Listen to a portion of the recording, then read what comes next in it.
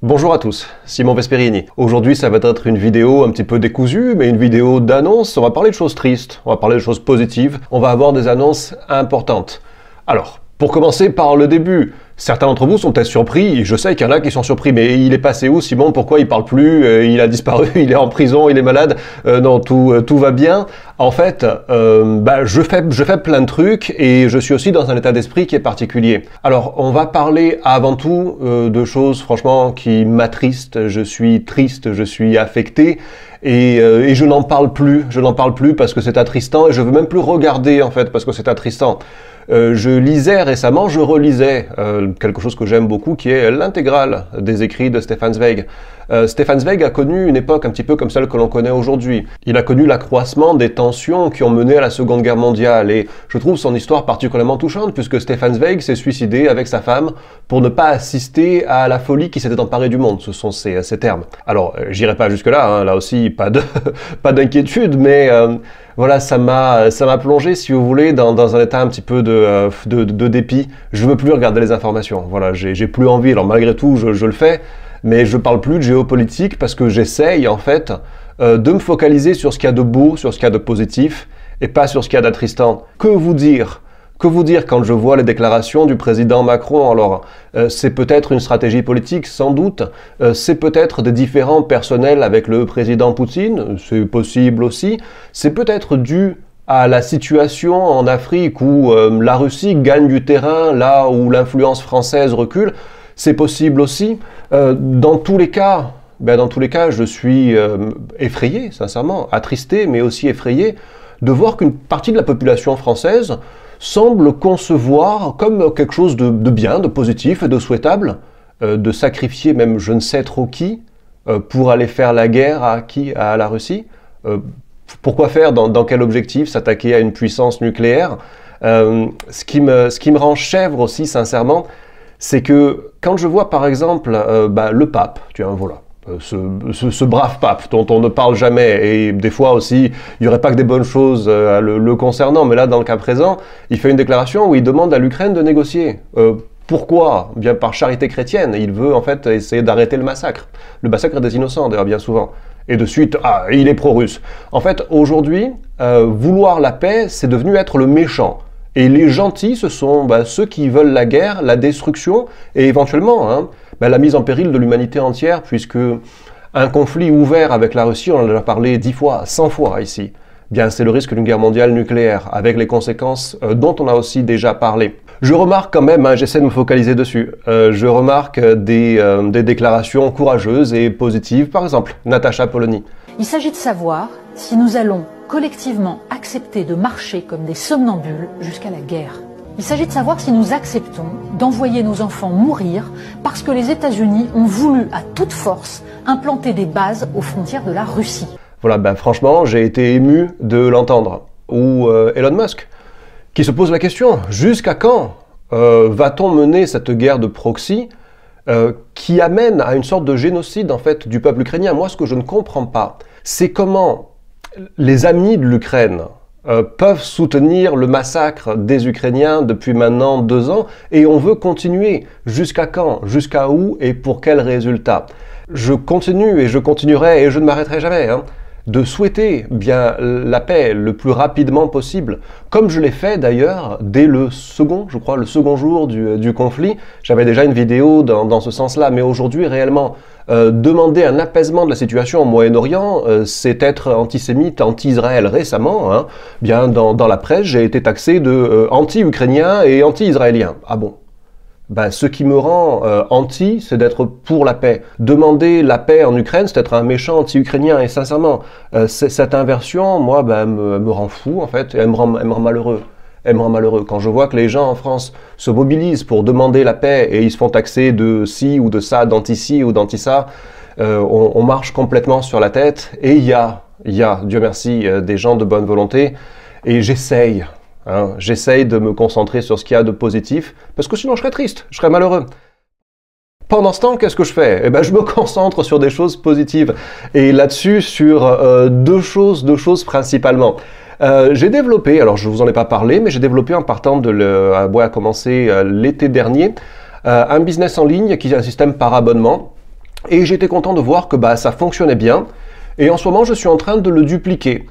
Si le dupliqué fonctionne aussi bien que sa première mouture, eh bien à ce moment-là, je me permettrai de partager avec vous les solutions, comment en fait ce business fonctionne, comment je l'ai développé, sachant que il est entièrement en ligne, sachant qu'il est pilotable depuis n'importe où dans le monde, sachant qu'il n'y a pas, pour une fois, putain, il n'y a pas ma tête, il n'y a pas mon nom, voilà, j'apparais pas et je suis heureux d'avoir une entité qui n'est pas moi, et ça veut dire que ça peut être une solution qui peut être adoptée par pas mal d'entre vous, les gens qui ont envie, et je sais que vous êtes une majorité ici dans cette audience, à avoir envie d'avoir des solutions qui vous permettent de gagner votre vie depuis n'importe où, librement. Eh bien ça peut être une solution envisageable qui est une alternative à avoir le business en ligne que vous me connaissez là. Donc je duplique. Et si je suis capable de le dupliquer, bien ça veut dire que vous êtes capable de le dupliquer. Et à ce moment-là, dans quelques semaines, quelques mois, quand je serai vraiment en contrôle du truc, quand je maîtriserai suffisamment le process, eh bien je le partagerai avec vous. Évidemment, si ça vous intéresse, vous m'en ferez part d'ici là. Nous avons le temps.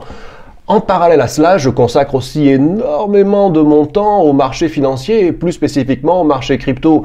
Je vous en parle depuis maintenant bien un an, en fait. Les gens qui ont rejoint ma formation Crypto Liberté il y a un an en arrière sont évidemment tous en gain quand ils ont appliqué ma stratégie de l'époque qui était l'investissement en bons crypto-pairs de famille. Tout le monde est en gain. Tout le monde a fait des x2, x3, x4 sur son investissement puisque on est rentré à la bonne période. J'en parlais il y a quelques mois en arrière, peut-être il y a 2 mois. Je vous disais, regardez, c'est l'opportunité de l'année, de la décennie, peut-être de votre vie entière. Et j'ai rien à gagner là-dedans, vous voyez, je vous fais pas la pub de quoi que ce soit, je vous dis ce que je fais.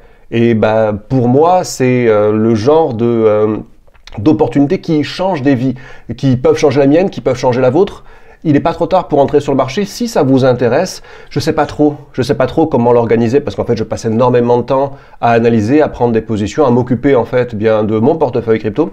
Et j'ai pas forcément le temps de tout partager. Peut-être que je pourrais faire tous les jours un petit live ou quelques fois par semaine un petit live pour vous montrer ce que je fais en temps réel pendant que je le fais. Donc ça me prendrait pas de temps en plus. Et en même temps, je le partagerai avec vous. Après, c'est pas la focale de la chaîne. On n'est pas une chaîne crypto, on n'est pas une chaîne investissement.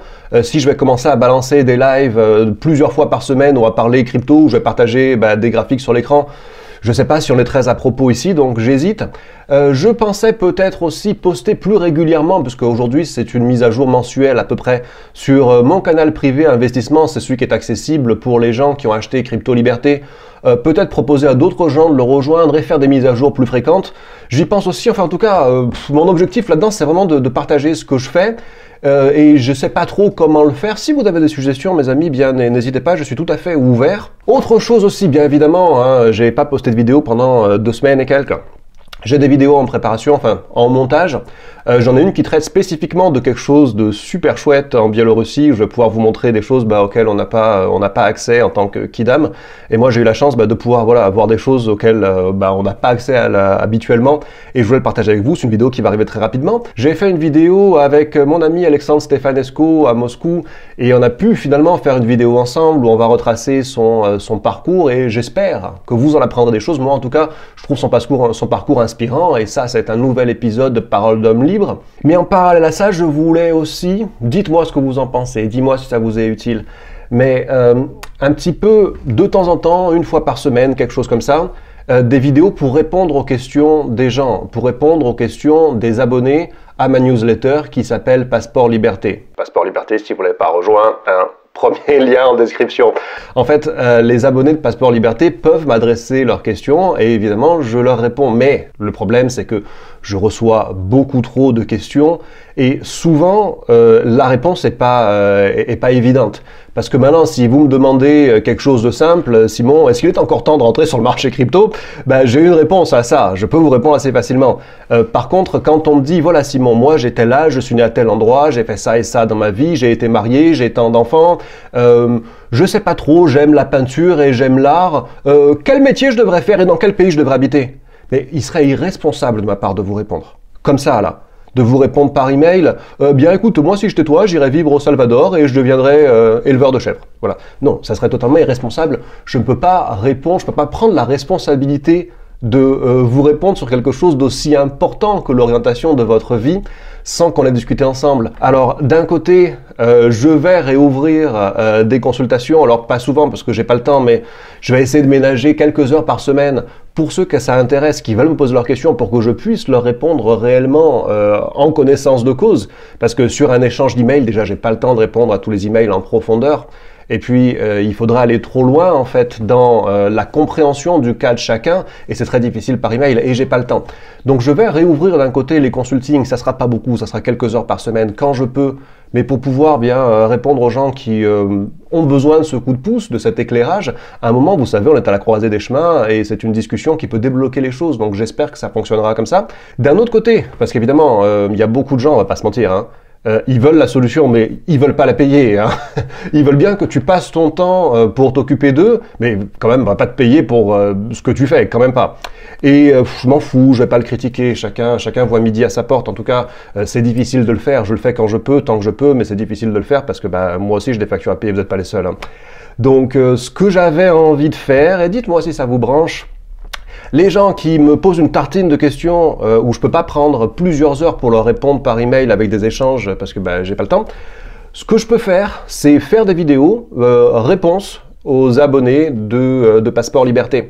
Et à ce moment-là, vous répondre en vidéo, sachant que c'est plus utile pour beaucoup de gens, puisqu'il y a peut-être d'autres gens, il y a sans doute d'autres gens qui ont les mêmes questionnements que vous, et ça peut être utile à ce moment-là de faire une réponse publique, et évidemment, hein, en gardant votre anonymat, vous pouvez me dire dans vos emails, Simon, je veux pas que tu dises mon nom, Simon, je veux pas que tu parles de ça et de ça. Mon but, c'est pas de vous exposer et dire, tu sais, Micheline, elle a divorcé il y a 2 ans en arrière. Non, c'est pas du tout ça, mais c'est en fait pouvoir vous répondre sans passer des heures par email, sans vous demander de payer, et en même temps avoir quelque chose qui puisse servir à d'autres gens, puisque c'est souvent les mêmes questions qui reviennent et donc ce sont des réponses qui pourraient être utiles à d'autres. Donc dites-moi là aussi ce que vous en pensez. Je vais le faire d'ores et déjà avec les gens qui m'ont autorisé à le faire. Donc les gens qui m'ont envoyé un email, je dis regarde, je peux pas passer des heures là. Par contre, je peux faire une réponse en vidéo si ça t'intéresse. Et donc les gens qui m'ont autorisé à le faire, je vais le faire là dans les jours qui viennent. Et si ça intéresse d'autres gens, faites-le moi savoir. Il y a l'espace commentaire. L'espace commentaire, c'est pas juste pour mes 2-3 haters pour qu'ils me disent Simon t'es un voleur ou quoi. C'est aussi beaucoup largement pour les gens qui sont dans une démarche constructive. Donc n'hésitez pas à le faire. Moi, là-dessus, cette vidéo totalement informe, je vais la wrap up et je vais me remettre au montage des vidéos sérieuses, utiles, sur lesquelles je bosse en ce moment et je vais retourner à toutes mes occupations. Je vous remercie de votre visionnage et je vous dis cette fois-ci à très vite, pas dans 2 semaines sans nouvelles, vraiment à très vite dans les nouvelles vidéos. Merci à tous, ciao.